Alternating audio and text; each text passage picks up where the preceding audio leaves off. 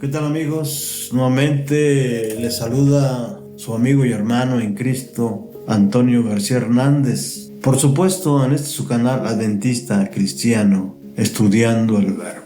Sean ustedes bienvenidos a este seminario profético, Secretos de Daniel, de Jacques B. Douglas. Sabiduría y visiones de un príncipe judío en exilio. Y queremos presentarles a través de este audio el tema número 10, el sacerdote con ojos de fuego, defensores del ser humano. Y vayamos rápidamente a la introducción de este tema número 10. Si usted cree que Daniel nos ha enseñado ya tantas cosas y que queda poco por aprender, se va a sorprender porque no es así. Los capítulos 10, 11 y 12 constituyen otra unidad. El capítulo 10 es la introducción y nos ofrece una de las más fascinantes revelaciones de todos los tiempos en cuanto a los entretelones de la historia. Daniel y sus colaboradores caminaban junto a los márgenes del Tigris o Hiddekel, versión Reina Valera, que en uno de sus puntos corría solo a unos 55 kilómetros de Babilonia. Era la primavera del año tercero de Ciro, probablemente en el año 535 a.C. Habían transcurrido 70 años desde el instante cuando Daniel se había visto obligado a acompañar al ejército de Nabucodonosor en su marcha desde Jerusalén hasta Babilonia. En ese entonces tenía 17 años y ahora se acercaba a los 90. Dios había sido bueno con él, había tenido cuidado de él en cada crisis, respondiendo oraciones y manteniéndolo físicamente acto, Daniel 10:8, y usándolo para bendecir a su generación. Pero ahora de nuevo hacía frente a una crisis, la reconstrucción del templo de Jerusalén, iniciada recientemente como resultado de la autorización de Ciro. Había provocado la firme oposición de los habitantes de las inmediaciones. Esdras 4, versículo 5, pone en claro que algunos samaritanos hostiles incluso habían contratado consejeros. ¿Contra quiénes? Contra los judíos, probablemente dando a entender que habían incurrido o recurrido al cohecho ante algunos funcionarios para que ejercieran influencia sobre el rey Ciro con el fin de que éste anulara su decreto. Mientras solo el altar estaba en pie, el resto de la restauración del único templo de Dios en todo el mundo estaba en peligro. De acuerdo con su característica personal, Daniel cayó de rodillas para orar. ¿Qué hombre de oración era Daniel? Oró en lugar de quejarse cuando su vida estaba en peligro, según nos cuenta el capítulo 2. Dio gracias 3 veces al día frente a los leones hambrientos. Mientras estudiaba la profecía de los 70 años de Jeremías, confesó sus pecados y los de su pueblo. Y ahora lo vemos orando de nuevo. Antes de entrar de lleno ya al tema, antes de entrar al punto central de este tema número 10, quiero invitarles para que tengamos como siempre una palabra de oración. ¿Me acompañan? Oremos. Bendito sea nuestro Padre que estás en los cielos. Nuevamente, Señor, nos acercamos hasta tu trono celestial, seguros de recibir, oh Señor, tu auxilio. Estamos, Padre eterno, confiados en tus promesas, en tus palabras, y creemos firmemente que todo lo que te pidamos nos lo darás. Como dice el apóstol Pablo, que no nos darás si nos diste a tu Hijo amado para que muriera en vez de nosotros. Gracias, oh Padre, por esto. Queremos suplicarte en esta hora que nos limpies, nos sanes de toda enfermedad, que nos purifiques, que nos habilites con poder, oh Señor, en esta hora para que podamos entender tu palabra. Gracias, oh Padre, porque tú mereces toda la honra y la suprema alabanza. Gracias, Padre eterno, porque te lo suplicamos humildemente a los méritos de tu Hijo amado, Cristo Jesús. Amén, amén. ¿Quién era Daniel? Daniel era un hombre de oración ferviente, pero Daniel estaba sufriendo. ¿Por qué? En menos de un año, sus esperanzas se estaban haciendo pedazos. Sin duda, El enemigo estaba actuando, ¿sí?, tratando de quebrantar su fe y su espíritu. Y así pasa con muchos de nosotros cuando vemos que aparentemente no se cumplen las promesas de Dios. Sin embargo, Dios siempre cumple sus palabras. Por eso, los que quedaron atrás en la tierra no esperaban ni deseaban el regreso de los exiliados. Esdras 9, del 1 al 2. Vamos al punto central de esta lección, que se encuentra en el libro del profeta Daniel, capítulo 10, versículo 7. ¿Qué dice la palabra de Dios? Tomemos nuestras Biblias. Y solo yo, Daniel, vi aquella visión, y no la vieron los hombres que estaban conmigo, sino que se apoderó de ellos en gran temor y huyeron y se escondieron. La revelación solo fue dada al siervo escogido del Señor, pero el efecto de la presencia de un ser celestial fue sentido por los que estaban con el profeta. Comparar con el caso de Saulo y sus acompañantes ahí en el libro de Hechos, capítulo 9, versículos de 3 al 7 y Hechos 22, del 6 al 9. Ahora, siempre hay gente que hace todo lo posible por debilitar la fe y desanimar a aquellos que confían en Dios. Sí, era el caso de los exiliados. A estos los amenazaron, los acusaron falsamente, Esdras 4, del 4 al 5, y esos ataques pusieron en riesgo la reconstrucción del templo. Los corazones que una vez ardían con esperanza, ahora cargan con la desilusión. Y la noticia llega hasta Daniel. Desesperadamente cae de rodillas. La misma angustia se había tenido 2 años antes cuando había regresado a las profecías de Jeremías. Se apoderaba de él. Vamos a Daniel 10:12. ¿Qué dice la palabra de Dios?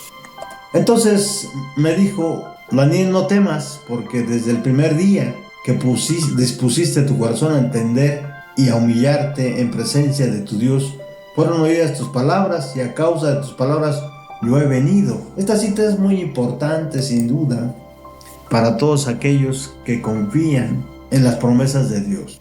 Todos somos escuchados cuando vamos a Dios. Todos somos escuchados. Y Daniel no era la excepción, ya que por lo mismo que sucedió en el capítulo 9, vuelve a suceder. Primero, desesperación; segundo, un gesto de contrición; y tercero, aparecimiento del ángel Gabriel para explicar. Daniel ayuna en Pascua. Daniel ayuna durante 3 semanas, versículo 2. La tradición bíblica generalmente requería solo 3 días para el acto de arrepentimiento. Vayamos a la Biblia. Esther 4:16. Esther 4:16. Ve y reúne a todos los judíos que se hallen en Susa y ayunad por mí, y no comáis ni bebáis en 3 noches y días. Yo también con mis docentes ayunaré igualmente, y entonces entraré a ver al rey, aunque no sea conforme a la ley. Si perezco, que perezca. Los judíos tenían la costumbre de ayunar 3 días con sus noches, pero Daniel va más allá de esta tradición y ayuna durante 3 semanas. Tal era la intensidad de su oración que Daniel la multiplica por 7. La oración y el ayuno de Daniel ocurren en el primer año, mes de Nisán, es decir, durante el tiempo de la Pascua y los panes sin levadura. El ayuno es tan intenso por la gravedad del problema que no come de la Pascua. En las comidas rituales de la Pascua se comía carne y se tomaba vino. Daniel recibe una visión el 24 de Nisán. El 24 de Nisán. Dice la palabra en el versículo 4, y en el día 24 del mes primero estaba yo en la orilla del gran río Hiddekel. Esta es la única fecha en el libro de Daniel en que aparece el día exacto de un mes determinado. Entonces Daniel recibe una visión el 24 de Nisán, inmediatamente después de concluida la semana de la Pascua, del 14 al 21. ¿Cuál es esa visión? Esta visión nos recuerda la visión de Josué en Josué 5, del 10 al 15. Vamos rápidamente. Josué 5, del 10 al 15. Y los hijos de Israel acamparon en Gilgal y celebraron la Pascua a los 14 días del mes por la tarde en los llanos de Jericó. Al otro día de la Pascua comieron del fruto de la tierra, los panes sin levadura, y el mismo día espigas nuevas tostadas. Y el maná cesó el día siguiente, desde que comenzaron a comer del fruto de la tierra, y los hijos de Israel nunca más tuvieron maná, sino que comieron de los frutos de la tierra de Canaán aquel año. Estando José cerca de Jericó, alzó sus ojos y vio un varón que estaba delante de él, el cual tenía una espada desvainada en su mano, y José, yendo hacia él, le dijo: ¿Eres de los nuestros o de nuestros enemigos? Él respondió: no, mas como príncipe del ejército de Jehová he venido ahora. Entonces José, postrándose sobre su rostro en tierra, le adoró y le dijo: ¿qué dice mi señor a su siervo? Versículo 15. Y el príncipe del ejército de Jehová respondió a Josué: quita el calzado de tus pies, porque el lugar donde estás es santo. Y Josué así lo hizo. Entonces, esta escena, esta visión que tuvo Daniel es paralela a la visión que tuvo Josué ahí en el capítulo 5 de Josué, del libro de Josué. Ese término se usa en Daniel 11. ¿Cuál término? El término zar es el término usado para príncipe. Ese término aparece aquí también en Daniel 10, del 13 al 21. El Hijo del Hombre, de Daniel 7, el sumo sacerdote celestial en Daniel 8, y el príncipe de Daniel 10 es la misma persona. Daniel lo ve con su atavío de lino y cinto de oro, versículo 5, como vestía el sumo sacerdote en el día de la expiación, Levítico 16, 4 y 23. El resto de la descripción es impresionante. Versículo 6. Todo su ser parece estar en llamas. Su rostro brilla como un relámpago. Sus brazos y piernas son de color de bronce bruñido. Sus ojos brillan como antorchas de fuego. Y su voz se proyecta como el estruendo de una multitud. Todo está superlativo en un intento por reflejar los rasgos sobrenaturales y extraordinarios del sumo sacerdote. Esta clase de descripción aparece también en Ezequiel 1 y en Apocalipsis 1. El lenguaje utilizado aquí claramente se refiere a Jesucristo. La reacción de Daniel, al igual que Ezequiel y Juan, es de terror, versículos 9 y 10. Ni aun Gabriel causa un terror así, de acuerdo a lo que dice en Daniel 9:21. Abrumado por la extraordinaria visión que los hombres que estaban con él no vieron, Daniel recibe la visita de un ángel familiar, Gabriel. Este interviene para fortalecerlo y consolarlo y ayudarlo a entender la visión consoladora. En el versículo 9 la visión cambia de vista a sonido. Gabriel le da sabiduría e entendimiento. Daniel apenas había comenzado su oración cuando ya sus palabras fueron oídas. ¿Qué significa eso? Significa que el Señor escucha la oración incluso antes de ser formulada. Durante los 21 días que Daniel pasó ayunando, Gabriel había estado ocupado luchando con el príncipe del reino de Persia. Vamos al versículo 13. Daniel 10:13. Mas el príncipe del reino de Persia se me opuso durante 21 días. Pero aquí Miguel, uno de los principales príncipes, vino para ayudarme y quedé allí con los reyes de Persia. La palabra príncipe, ñar, en hebreo, aparece 420 veces en el Antiguo Testamento, pero evidentemente nunca tiene el significado de rey. Se refiere a los príncipes servidores de un rey, Génesis 4:2, donde se traduce jefe, a gobernadores locales, Primera de Reyes 22:26, donde se traduce gobernador, a los subordinados de Moisés, en Éxodo 18:21, donde se traduce jefes, a los nobles y funcionarios de Israel, donde se traduce principales y príncipes respectivamente, y especialmente a comandantes militares, Primera de Reyes 1:25.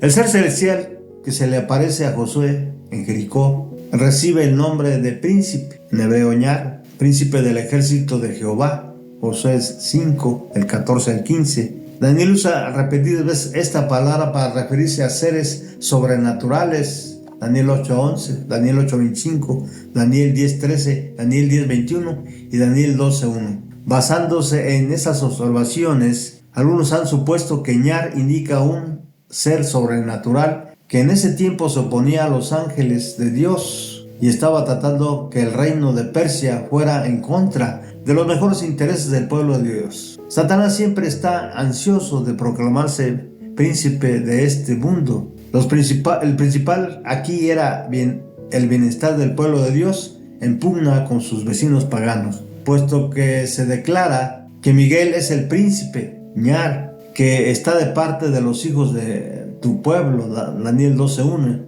No parecería irrazonable que el príncipe del reino de Persia fuera un falso ángel guardián de ese país, uno de los que pertenecen a las huestes del adversario. Es claro que el conflicto era en contra de las potestades de las tinieblas. Durante 3 semanas Gabriel luchó con las potestades de las tinieblas, procurando contrarrestar las influencias que obraban sobre el ánimo de Ciro.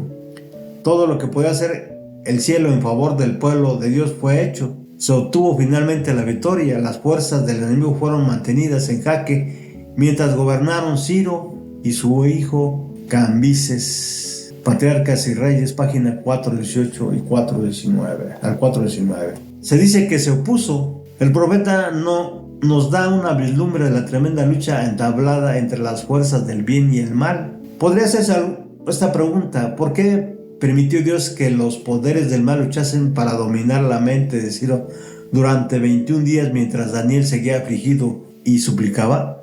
Esta pregunta debe contestarse teniendo en cuenta la verdad de que estos acontecimientos deben entenderse a la luz de un propósito todavía más amplio y profundo del plan de redención, que era vindicar el carácter de Dios ante el universo. Ante todo el universo, la muerte de Cristo justificaría a Dios y a su Hijo en su trato con la rebelión de Satanás. Sin embargo, Satanás no fue destruido entonces en ocasión de la muerte de Jesús. Los ángeles no comprendieron ni aún entonces todo lo que entrañaba la gran controversia. Los principios que estaban en juego habían de ser revelados en mayor plenitud. Las obras piadosas de la humanidad no valen nada en sí mismas y por sí mismas, pero Dios desea que afecten el curso de la historia, y Dios ha elegido necesitar a los seres humanos. A pesar de la contingencia, la existencia sigue estando en manos divinas.